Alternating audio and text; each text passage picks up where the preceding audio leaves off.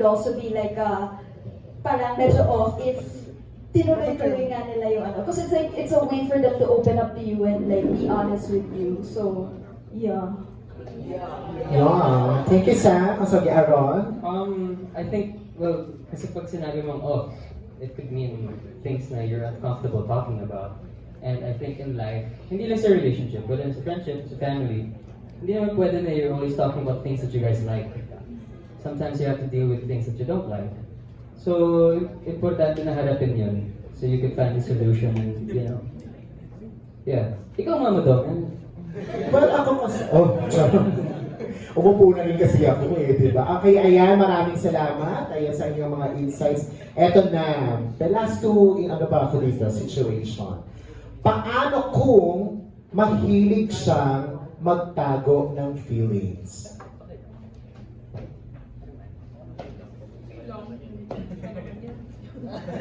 Red flag or green flag? Nagtatago ng feelings. Siguro yung mga basic na naiinis na pala pero hindi verbalize. Siguro okay, simulan natin sa ating my favorite liar team. Who wants to answer? Ito dalawa eh, Kobe and ano, sorry. So, sagot ko is red flag po. Kasi if partner mo siya, dapat open ka sa kanya. So, dapat wala kang tinatago sa kanya. I mean, dapat hindi ka nahihiya magtago mo sa kanya. So, there. Kaya. Ayun. Go. Sa akin kasi both. Kasi pag, kunyari may mga bagay na, pinaprocess naman kasi talaga yung feeling. So if hindi pa niya kaya sabihin sa'yo or nagtatago pa siya, then it's okay. Kasi nga may pinaprocess pa yun eh. Pero kung lagi siyang nauulit na tinatago yung feelings niya, tapos parang bandang huli, parang iti-take yun against you, then yun na yung red flag. Kasi bakit hindi ka nagsabi, may nararamdaman ka na pala. Parang ganun po. Ay, ang ganda ng delivery. Parang nasa situation talaga. Pero totoo yun kasi di ba yung mga minsan pagka di-deprive mo, nagpa-pile up siya. So eventually, sasabog ka. Okay? Palapakan naman natin sila. That concludes our red flag, green flag. So this time naman, pagbibigyan naman natin, ito na ang mga totoong katanungan. Siyempre, our friends from the media, it's your time po para magbato ng mga questions. Feel free lang po to ask. Ito na. Parang meron na gusto mo. Parang dapat pala tumayo na ako. Okay, work na tayo ulit. Okay. So my name is Bea Lorenzo from Nylang, Manila. And this is actually a question for both series. Since this is the first vertical video or vertical series of Cornerstone, how does it feel to be part or debuting as main cast or supporting roles for this project? So anyone, from ano muna tayo? From 1, 2, 3. Hi, sorry, what's your name? Miss Bea, okay, thank you.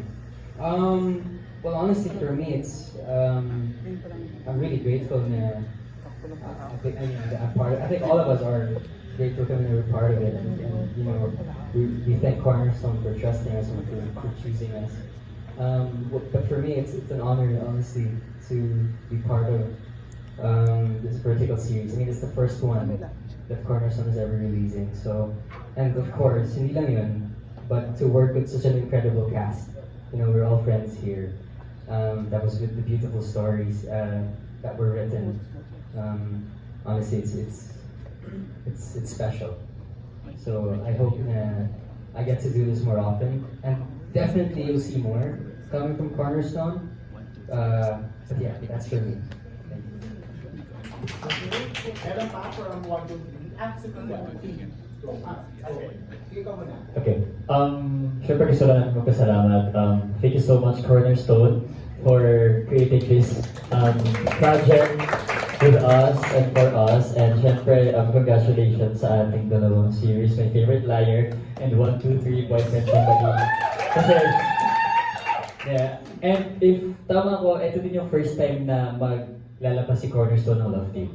Tama? Yeah, yun. Kaya gusto ko lang din yung pasalamatan na yung trust sa amin na Nicolas and syempre yung Francesca and the rest of the cast. masaya kami, natutuwa, sobrang blessed na before nanonood lang kami ng Love Team and ngayon ginagawa na namin.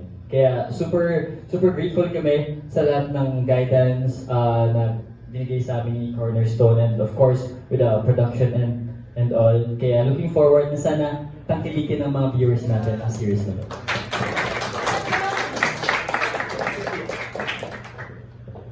Ako, Miss Bea, I'm Sophia Jarling, and yung sagot ko pa is 3 words lang, which is nakakataba ng puso. Pero yun na, kahit na kontrabida ako dito, ako ay super like happy about it because we're also like pioneering the vertical series that was made here in London, and it's by Cornerstone pa, and not just that, it's also like the first piece of something. You'll see it later. Yeah. Okay, yeah, so that's my answer. Thank you! So for my favorite liar team naman, Kobe. We are very happy, lahat kami, honored and grateful to be part of this very first batch of vertical series na yan. 1, 2, 3, Boyfriend Marie, my favorite liar. Lahat kami dito, mga baguhan din kami sa acting and all. May iba na from the hip-hop groups, may iba very famous influencers, pero yun nga, ginawa ni Cornerstone, gumawa siya ng bagong concept na vertical series na showcase pa yung skills, yung talent ng mga influencers and expand kung anong kaya pa nilang i-deliver sa entertainment industry. And because of that, we're very, very grateful. This is just the first of many na vertical series na gagawin ng Cornerstone. So with that, maraming salamat and we're very, very happy. Pat?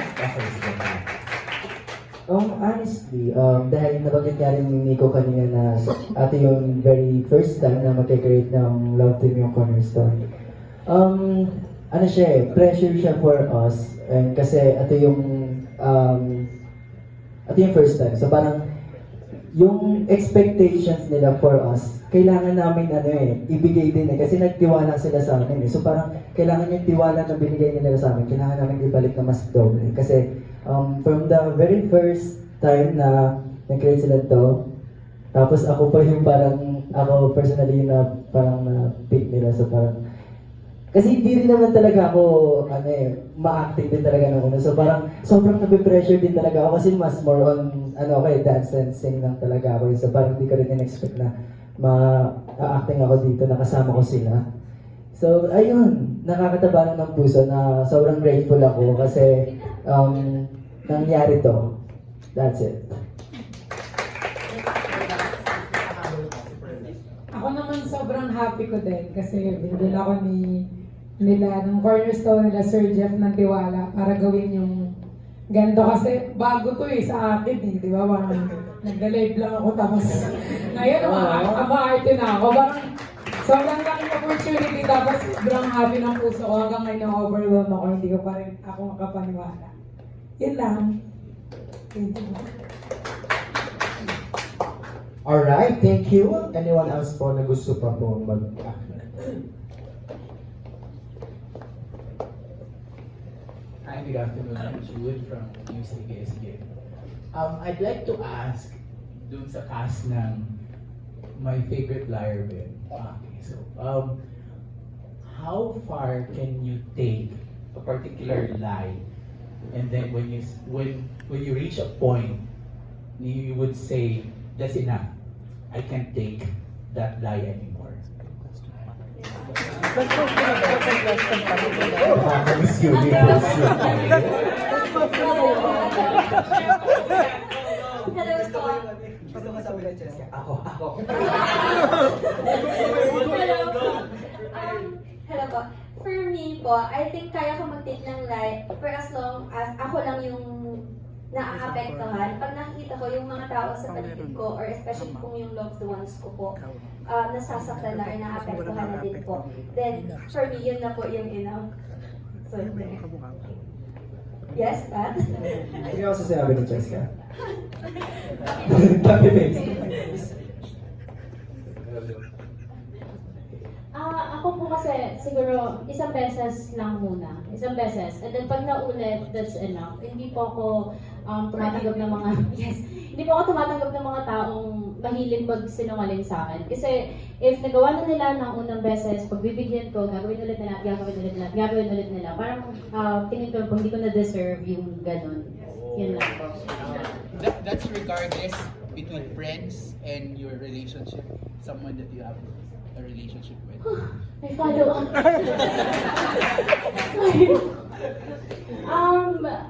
I think different po eh. Kasi mas forgiving po ako sa friends kesa sa, let's say, partner. Mas forgiving ako sa friends and families. Yung sa family po, parang gansa man na pagbibigyan at pagbibigyan mo talaga sila. Patatawarin mo talaga sila. And kagalang din po nung sinabi ni Cheska, copy-paste, na hanggang ako lang po yung naapektuhan. Then, I can take as much. Pero pag ibang tao na po, hindi na po kaya. Pag partner, isang beses lang, wala na. Ganun po. Okay, thank you. Thank you May, po. may level. Maraming salamat po. So anyone pa po na meron gustong magtanong? Ito po. Follow up doon sa sinabi ni Patrick dun sa Love Team Center ko. Handa na ba kayo sa expectations and responsibilities ng isang love team sa mga audience? Alam niyo naman kung gaano ka-demanding yung mga tao.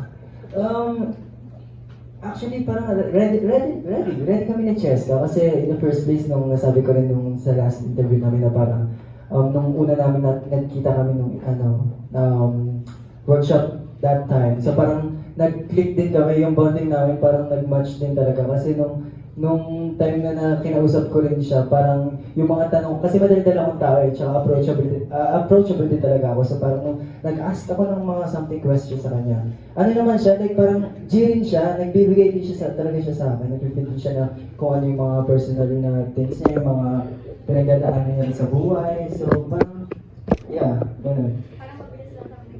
Oh, mabilis kami naging close eh. Walang naging struggles, problems, walang ganun.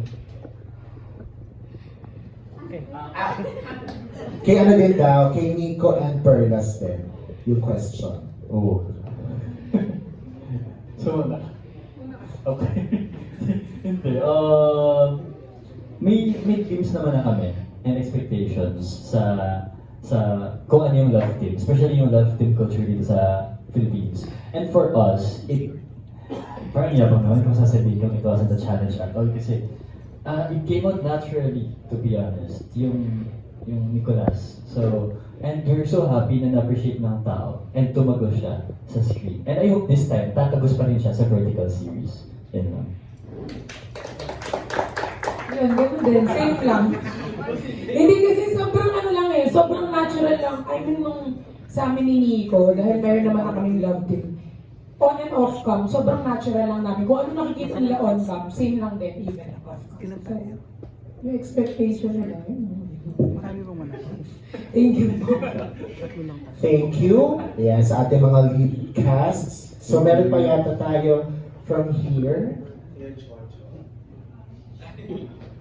Ang question ko kay Perlas. Perlas, sabi mo nga bago sa'yo ito, ano? Can you tell us paano ito nilapit sa'yo? What made you say yes? And kamusta naman ang foray mo into acting? Ano po, pangarap ko kasi po to dati pa eh, yung mag-acting. So, nung linapit siya sa akin, syempre sobrang, sobrang natuwa ako and yung parang yung nag-trust sila sa akin kahit yung hindi pa nila nakikita yung galing ko mag-act. Kasi syempre yung iba po alam na more on live talaga ako. Sobrang kuwela, ganyan. Yung parang, yung papasukin yung acting, parang ibang ibang form na siya ng So parang ibang platform na siya. So sa akin nung una kinabahan, pero sobrang saya ko kasi nag-trust talaga sila sa akin na kaya kong gawin to. Kaya yun po, yun nagawa. Pero paano mo pinagandaan? Kasi I'm sure there are people who say na ang biggest strength mo lang, quote-unquote, ay yung malaking following mo, but acting requires talent and skill talaga. Pinagandahan ko po siya kasi nag-acting workshop din po. Ako rin. Nag-acting workshop din, tapos syempre naghingi rin ng mga, naghingi rin ako ng advice sa mga nag-acting. Tapos yung dedikasyon po sa so yun. Would you like to comment dun sa yung sinabi ko na there might be some people would say na yun na nga, ang ambag mo pa lang for now ay yung following mo?